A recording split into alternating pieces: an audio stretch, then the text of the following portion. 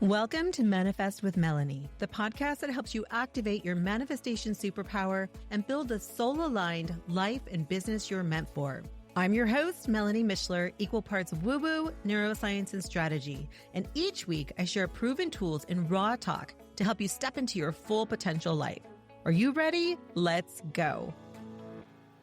Hello, love, and welcome back to the Manifest with Melanie podcast. If you're new here, I'm really glad you found your way to my little section of the interwebs. And of course, if you've been here before, welcome home, love. So I'm starting this year off a little bit differently because you might know I'm living in Belize now. I moved here from California about 4 weeks ago. And around here, the pace is way slower, way steadier. People call it Belize time. And honestly, it's the exact energy I need right now, which is why I want to start this year by talking about something that I believe has been missing in a lot of conversations around manifestation, goal setting, visioning, success, all of it. And that's the concept of safety. Not as an idea, not as a mindset, but as a felt, embodied experience in the body. Because I'm realizing very honestly that much of my life and so much of what I see in other women has been shaped by one thing. It's trying to feel safe in a world that, quite honestly, it very often doesn't feel safe. Because let's be real, right now, we're living in a time that's really unsettled. There's economic uncertainty, there's political unrest, there's constant stimulation. And in this climate, big dreams can feel unrealistic. Even wanting more can feel risky. And so when we set our goals and our visions for ourselves, we stay right at the edge of our safety zone. And it's not because we lack ambition or vision, but because our nervous systems are protecting us. Because when real safety isn't there, an embodied sense of safety, we can have all the awareness in the world. We can have all the dreams in the world and still stay stuck. We can know something isn't working, but keep managing it anyway. Just keep white knuckling it anyway. We can have all the plans and visions in the world, but we're only going to get as far as our nervous system will allow us.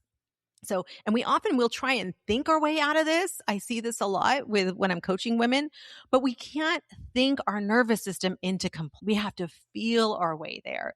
So I always say, when I'm working with women and they're feeling stuck and they're like, I don't understand. I'm smart. I get it intellectually, but they just can't move through something. I always say it's not logical. It's biological. It's literally our bodies keeping us from moving into our potential. They're keeping us stuck. And that was me for many, many years. I wasn't confused. I wasn't unconscious. I was just braced tightly in my nervous system. And that's what led me to what I want to share with you in today's episode. So back in October, I went to this yoga and Mayan healing retreat deep in the rainforest here in Belize. And even though it was a busy time, I was totally stretched thin. I decided I wanted to go. Actually, that's not true. I decided I couldn't not go because, as you know, if you've listened to the podcast, I was in a big season of transition. We were selling everything, moving from California to Belize. Life was chaotic, and I just needed space and quiet to settle my nervous system. So I went, and the retreat was amazing. It was on this nature reserve deep in the in South Belize, deep in the rainforest, and we ate organic yummy food made straight from the garden. We practiced yoga, we did sound healing. There was so much care woven into every part of this retreat. It was absolutely amazing. But what I want to talk about is on the second day, we did this exercise that really changed everything for me. And this is really personal. I'm actually kind of uncomfortable sharing it, but I'm going to share it because I think it's important and that my experience might resonate with someone. So anyway, The exercise we did, it was a really basic exercise. Most of us have probably done it in grade school. We went to the garden barefoot and we paired up. And then one partner was blindfolded, and the other one gently led them around the garden area for about 5 minutes. Now, 5 minutes doesn't sound like a long time, but when you're blindfolded, when you don't know where you're going, and there's bugs and sticks and mud and things you can trip on, it's a really long time. And so when it was my turn, something really profound happened to me during this experience.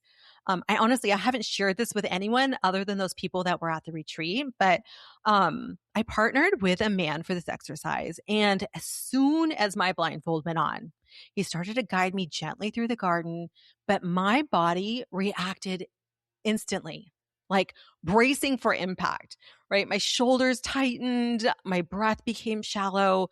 And without even realizing it, I kept putting my hands out in front of me, to like feel, to protect myself, to like feel if he was going to bonk me into something.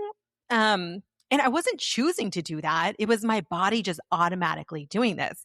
And as he guided me through the garden, he just kept softly speaking to me and saying, I'm not going to allow you to be harmed. Like it's okay. There's nothing there.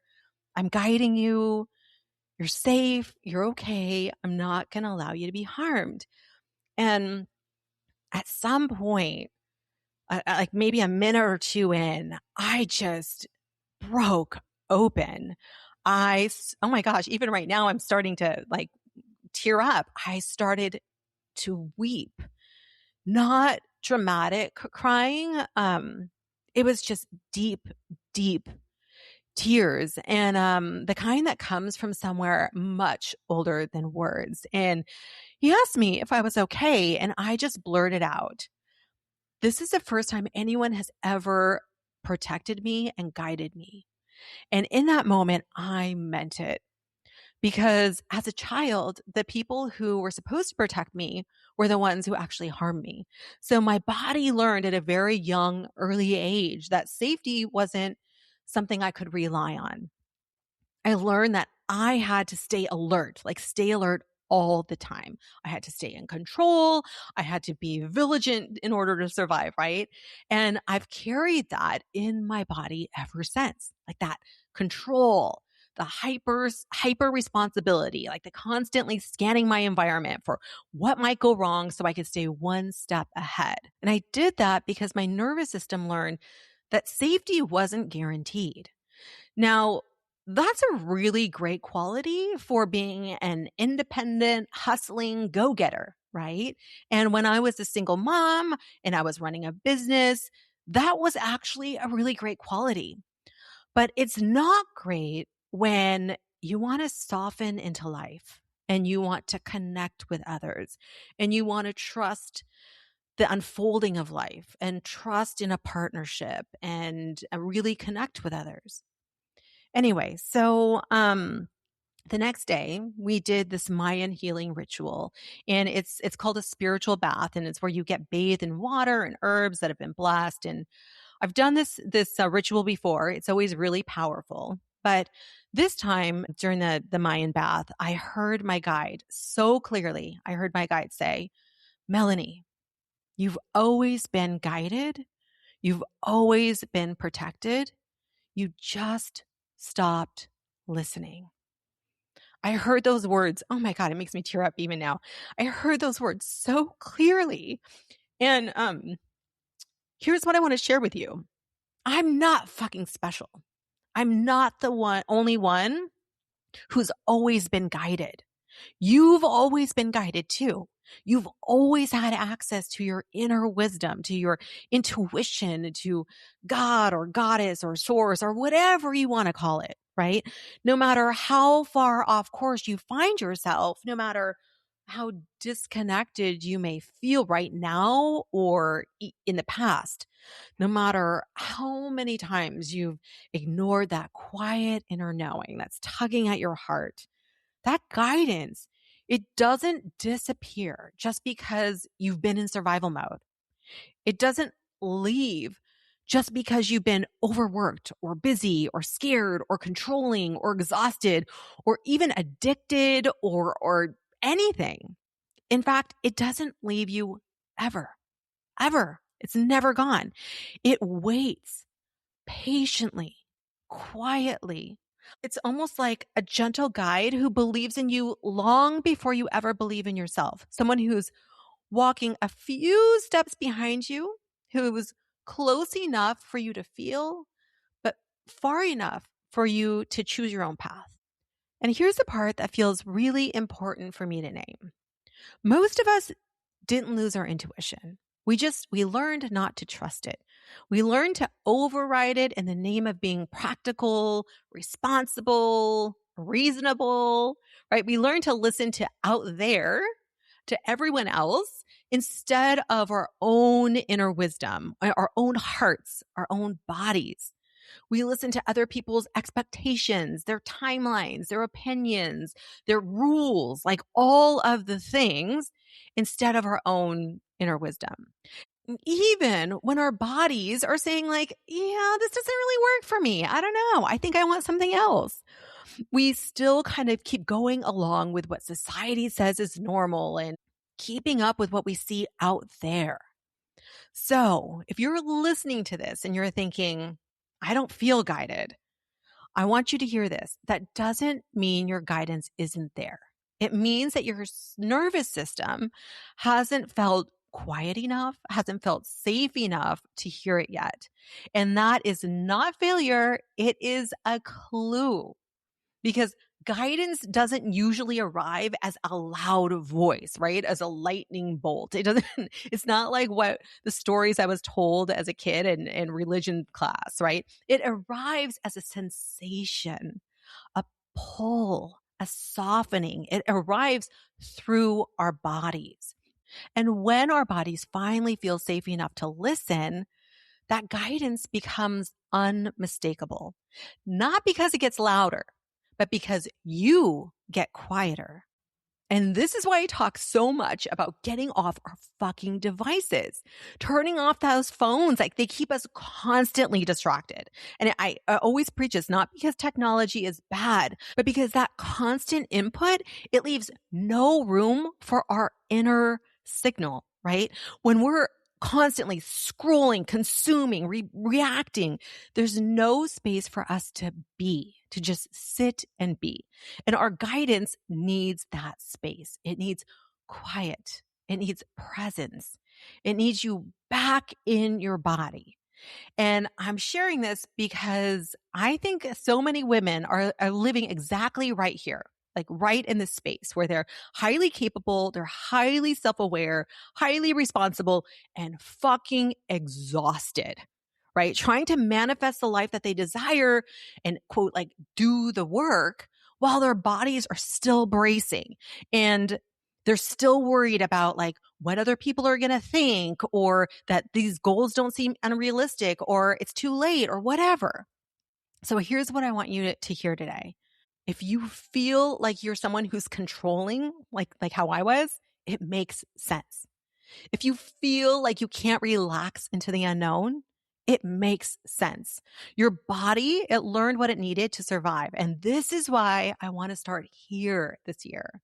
Before manifestation, before desire, before vision boards or goals or the next steps, because safety comes first. You know that saying?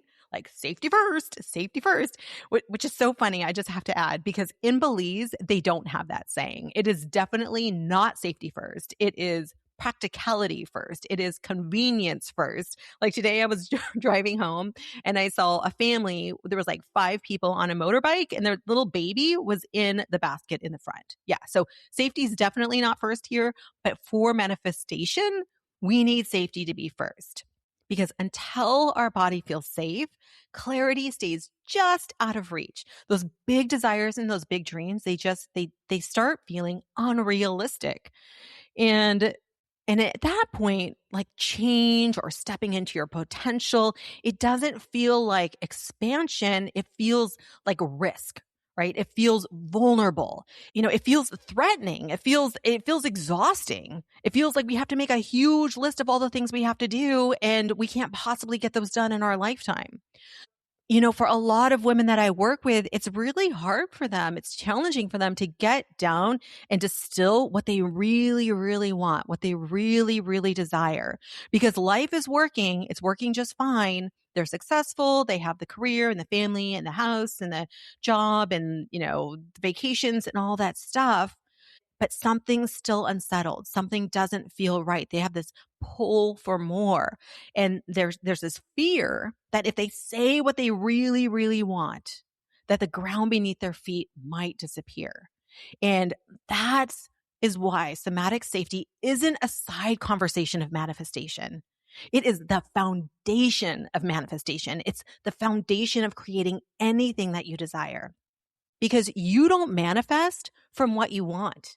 You manifest from what your body believes is safe enough to hold, from what you believe you're capable of. You manifest from what you believe is possible for you and what you believe you're worthy of receiving. That's a really, really big one. If you don't believe you're worthy of receiving something, guess what? You can do all the vision boards in the world and that is going to stay stuck. Because we have to address that worthiness. We have to address that fear. We have to address that safety first. This is really fucking important, especially if you've been feeling stuck or if you've been feeling like you're on the cusp of something or like you feel like you have more potential inside of you that you just can't seem to access. It's like you're constipated with your potential. So, love, if you're listening to this and you're realizing, yeah, fuck, I'm always trying to control things, or I don't know how to let go, or I don't trust what comes next, or I don't even know. This is a nervous system story. And the good thing is that stories, they can be changed, they can be softened. Beliefs can be changed. Beliefs can be softened. Your idea about your worthiness, that can be changed. That can be softened.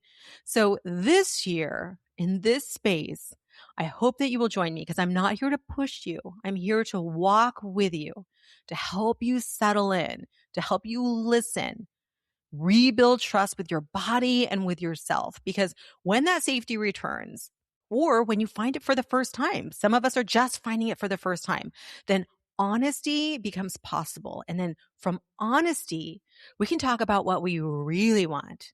We can talk about what we truly desire, and then we can create it without overriding yourself and saying, yeah, I'm not sure if this is possible, or maybe I'm too old now, or maybe I've missed my chance, or maybe I don't have what it takes, and all that bullshit. So if you're here, love, listening to this and something in your body is just settling in a little bit and saying, yeah, then I'm really glad you're here with me. And I hope you will join me next week.